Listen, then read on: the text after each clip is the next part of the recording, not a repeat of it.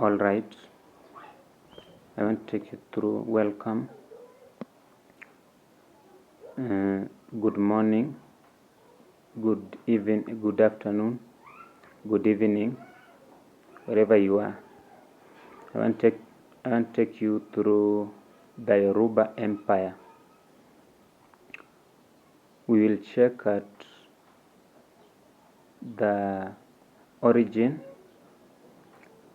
how this kingdom emerged and became very powerful, and then finally we will check the fall of this empire. So let's briefly look at the origin of the Yoruba Empire. We find that the oral tradition recorded under the Oyo Empire derives the Yoruba as an ethnic group from the population of the older kingdom of Ile-Ife. The Yoruba were the dominant culture force in the southern and northern eastern Nigeria as far back as 11th century. And we find that the Yoruba are among the most urbanized people in Africa.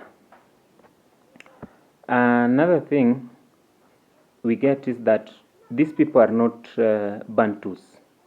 Well, they belong to the Niger-Congo family of languages. Most Yoruba speakers live in West Africa nations of Nigeria, so they are not Bantus. Another thing we check is about why are they famous? Why are the Yoruba people famous? Now, what we get is that Yoruba communities traditionally lived in agriculture compound, and many practice their native religion again. Then what we find is that they are also famed for their music, and this defines them as one of the most complex drumming culture in the world. So they are famous about that. They play music and all those, so they are known for that around the world or worldwide. Another thing we can check briefly is what was the most powerful Yoruba states. Okay, what we find here is that the Ife was surpassed by the Oyo empires as the dominant Yoruba military and political powers. This between 1600 and 1800 centuries back. Now, another thing is that the nearby kingdom of Benin was also a powerful force between 1300 and 1850 centuries. Now, another thing we can check very briefly is that factors, let's measure in factors for the growth of this empire. Now, factor number one is about agriculture. You find that these people were based on agriculture, and with agriculture they emerge to be very strong, because with agriculture the population can easily increase, and then so long as that there is food security, these people were able to emerge and be very powerful when they were favored with food security. Another thing is geographical advantage which they took. We find that the Yoruba, this empire was somehow secured due to it was like a trade route, and so it was well secured, and this led to its growth as a very powerful kingdom because it was secured as one of the trade routes. So another thing we find there, what made this empire to be much superior again in those days, is the importation of horses formed the basis of political powers of Oyo during the reign of the king Alafin.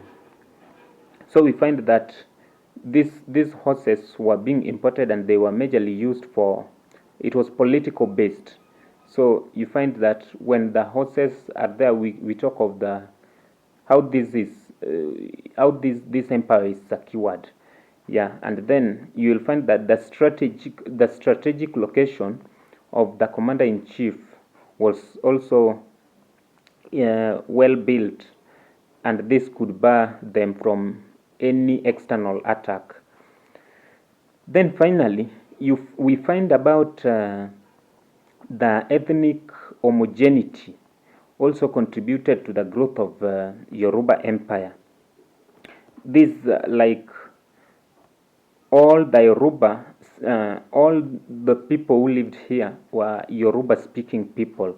So you find that, okay, today in Kenya we talk of the BBI, which they try to find a way to unite all people, and this can easily make a lot of things to go together. Although let's leave politics, but now the thing is, with that unity, which they could speak same language, everything could go okay.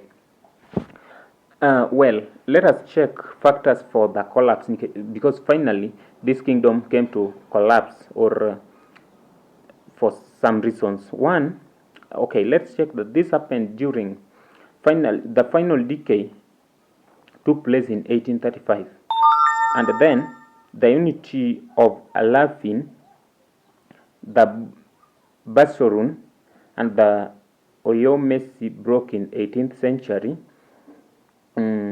This brought crisis. So after the collapse of this united people, this unity broke out, and then the crisis emerged. So they were no longer united as they were at back. Then by 1783, Oyo was defeated by Benin. This was their neighbor, defeated them. And then the same thing happened in 1791, when they were again defeated by the Nupe. This led to its decline, and then it collapsed. Another thing is lack of strong army during the century, when she had to face the greater military challenge in the history. So by the time all these enemies were surrounding this empire, the Yoruba already had lost his strong army. So it was able for those people to conquer, and this brought its collapse. Well, another thing we go for is that, again, we find that the slaves and horses to the cavalry was blocked, and then after that, when these were the major trading activities, and then it is blocked, then easily this empire was able to collapse.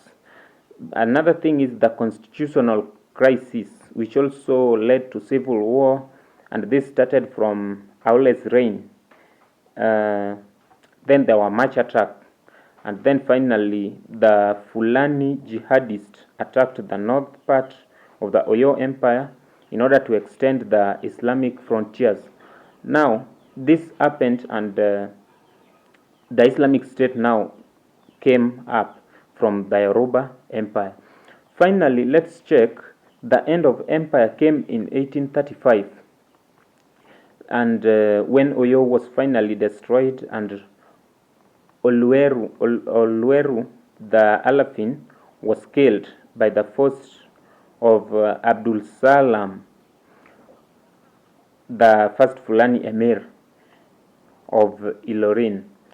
And this was the last attack which took place. And then we find that the king Alafin, which was the leader to this empire, was finally killed, and then this country, or this empire, finally collapsed.